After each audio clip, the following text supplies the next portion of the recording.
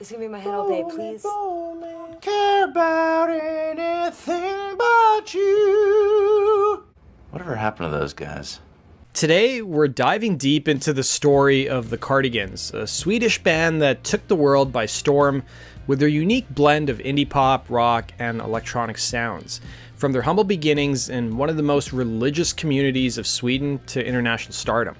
Our story begins in the early 90s in Jönköping, a city in southern Sweden. It was here that 5 young musicians came together to form what would become one of their most successful exports of the 90s. Prior to forming the Cardigans in 1992, guitarist Peter Svensson and bassist Magnus Svenningsson were playing in different metal outfits. They soon ditched them after getting into jazz music and bands like The Cure.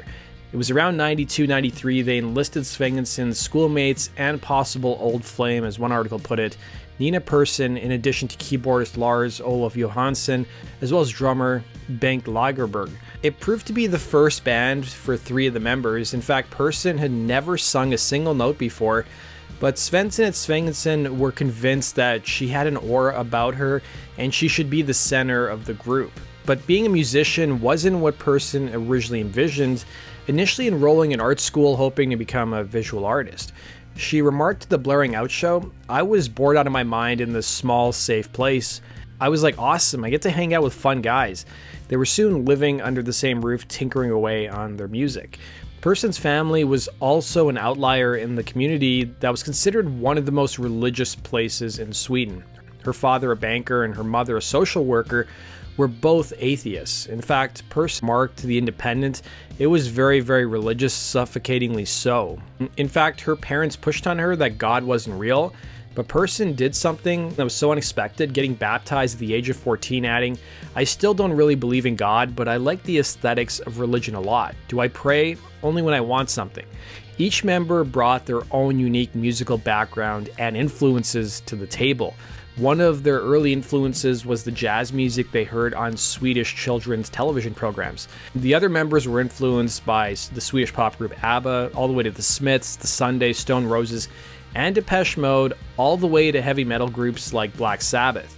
In a 1996 interview with Billboard magazine, Nina Persson reflected on the band's formation, recalling, "When we got together, it just clicked. We had this shared vision of making music that was different from what was popular at the time." As for the band's name, the Cardigans, it was chosen almost at random. In a 2005 interview with The Guardian, Peter Svensson explained, "We were just sitting around trying to come up with a name and someone suggested the Cardigans. It didn't really mean anything to us, but we liked how it sounded. It was kind of cozy and non-threatening, which was the opposite of the grunge scene that was popular then. It was kind of funny that a cardigan is considered one of the most iconic things from the grunge scene, because if you guys remember, Nirvana played the 1993 Unplugged concert, and there's been a number of reports about that cardigan that Kurt wore being sold for exorbitant prices.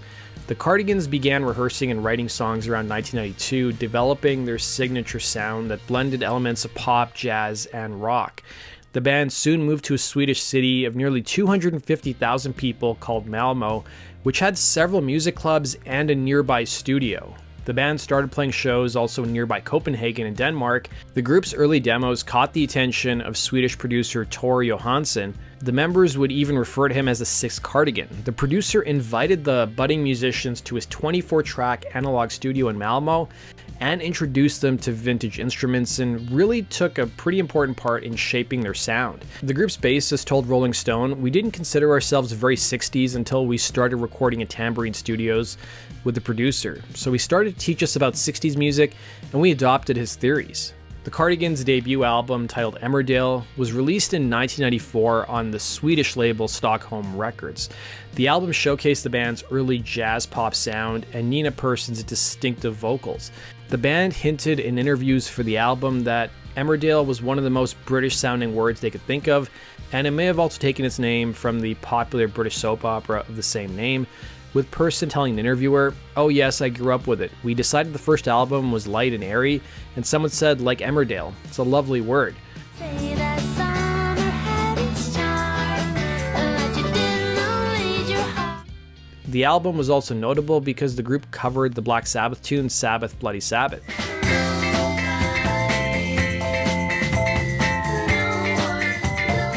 While Emmerdale didn't achieve widespread commercial success, it did lay the groundwork for the band's future sound and garnered critical acclaim in Sweden. But the Cardigans remarked in interviews that some in the British press felt the album was a little too serious, so for their follow-up they wanted to go in a happier direction, as they told Spin. So we said, let's do a glamorous album with catchy but shallow lyrics. The group's sophomore effort came out in 1995 titled Life, and marked a significant step in their musical evolution. The band featured more refined pop sound and included the single Carnival, which became a hit in several European countries, and it was the first song released by the band that also featured a co-writing credit to Person.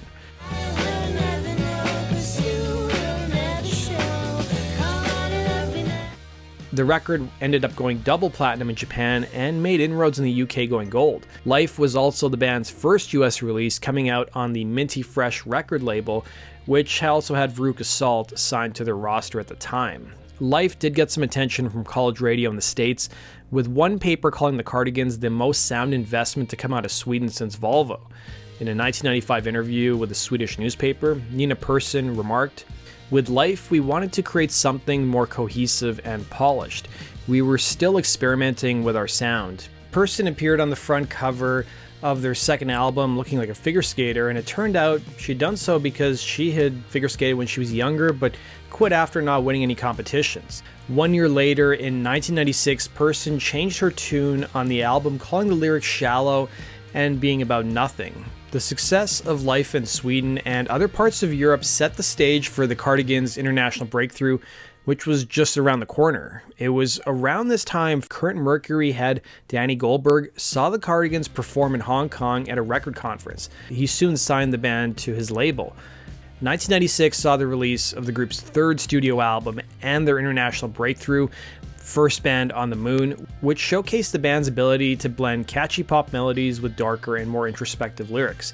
In a 1996 review, music critic Robert Christgau wrote, "The Cardigans have crafted an album that's both accessible and complex. Their ability to juxtapose upbeat melodies with melancholic lyrics sets them apart from their contemporaries." The group's catchy pop melodies and Nina Person's ethereal vocals made Lovefool an instant hit. The song's inclusion in the Baz Luhrmann film Romeo and Juliet further boosted its popularity when the record hit the #1 spot on the charts. Couple this with an appearance performing on Beverly Hills 90210, and the song was a huge success. In a 1997 interview with Rolling Stone, Person reflected on the song, saying, "We never expected Lovefool to become such a huge hit. It was just another song we wrote, but somehow it connected with people all over the world. It was surreal to hear it everywhere we went." Person added to Billboard that the song to the members felt like an anomaly on the record. You may be surprised to know in the same interview, she revealed that the song's upbeat feel wasn't the band's initial intention, adding, "Before we recorded it, it was slower and more of a bossa nova. It's quite a sad love song. The meaning of it is quite pathetic, really. But when we were recording, by chance, our drummer started to play that kind of disco beat, and there was no way to get away from it after that." Lovefool ended up reaching #2 on the UK singles chart and peaked at #2 on the US Billboard Hot 100 airplay chart, not the Hot 100 chart, because the song was never released as a commercial single in the States.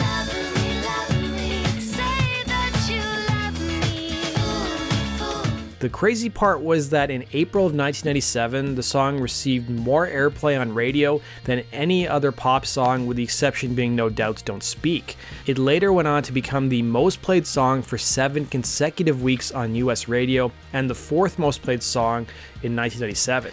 Their third record ended up going platinum in America. But why not release Lovefool as a commercial single, you may be wondering?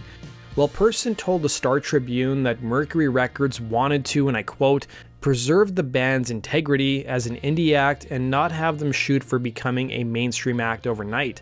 The song's success catapulted the Cardigans to international stardom. The album also included Person taking a greater role in writing lyrics. She remarked to the Toronto Star, "I was getting a little fed up with singing other people's words. I needed to write more personal lyrics." The Cardigans also threw in another Black Sabbath cover, doing a rendition of Iron Man.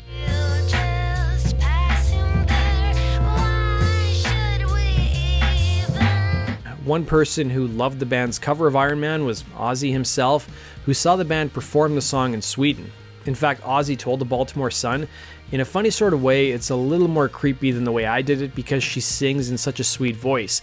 I was very interested, to be honest." Ozzy's kids were also said to be fans of the Cardigans at the time.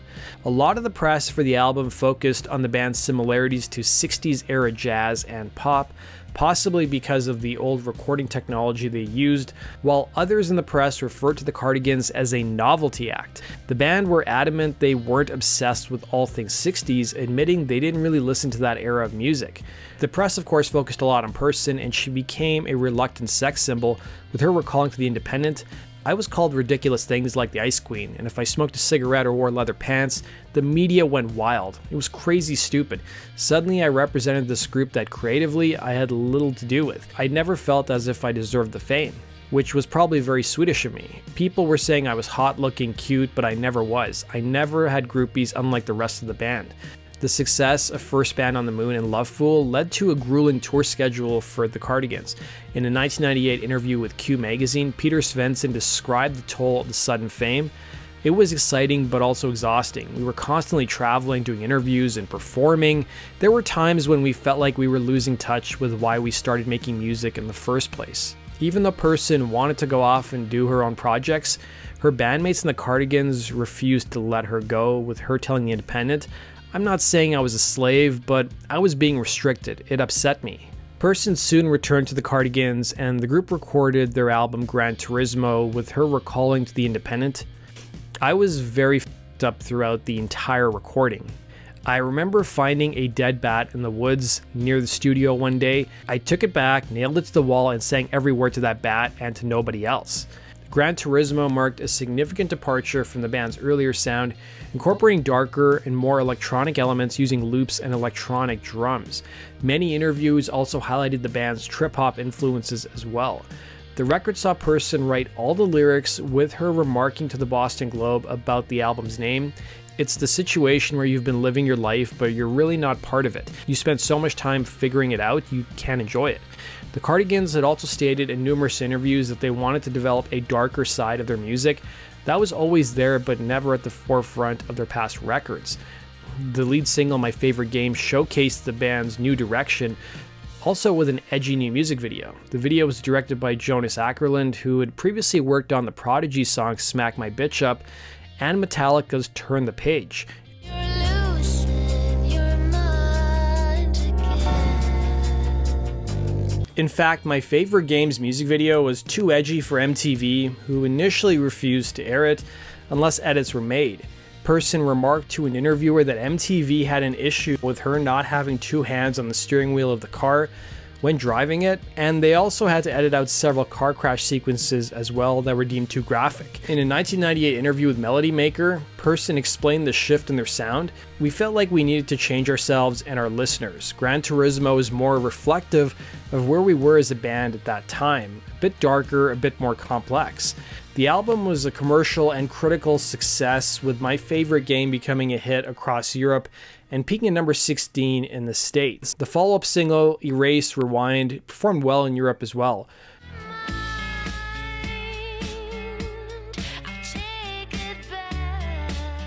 I do want to point out the album didn't do quite as well as its predecessor did in the United States. However, the intense period of recording and touring had taken its toll on the band members. They were now older, they were in relationships, and the band soon took a hiatus. The members worked on side projects, with Person enjoying her outside projects so much, she was pretty bummed out when the Cardigans came back together in 2003 to work on their subsequent record, Long Gone Before Daylight. The band rented a house in California, barring any spouses from attending the jamming and recording sessions, and Long Gone Before Daylight was an album that was more influenced by alternative rock and country music, and tackled some pretty dark subject matter, including physical abuse, depression, and love. The band returned once again 2 years later in 2005 for their latest release, Super Extra Gravity. The Cardigans once again took another hiatus, returning in 2012 after they got offers to do a reunion show, but guitarist Peter Svensson declined to participate The Cardigans have been adamant though in interviews that there probably won't be any more music from the band without guitarist Peter Svensson. Svensson, for his part, has written and produced songs from numerous international artists such as The Weeknd, Ariana Grande, Ellie Goulding, and One Direction. That does it for today's video, guys. Thanks for watching, and we'll see you again in Rock and Roll True Stories. Take care.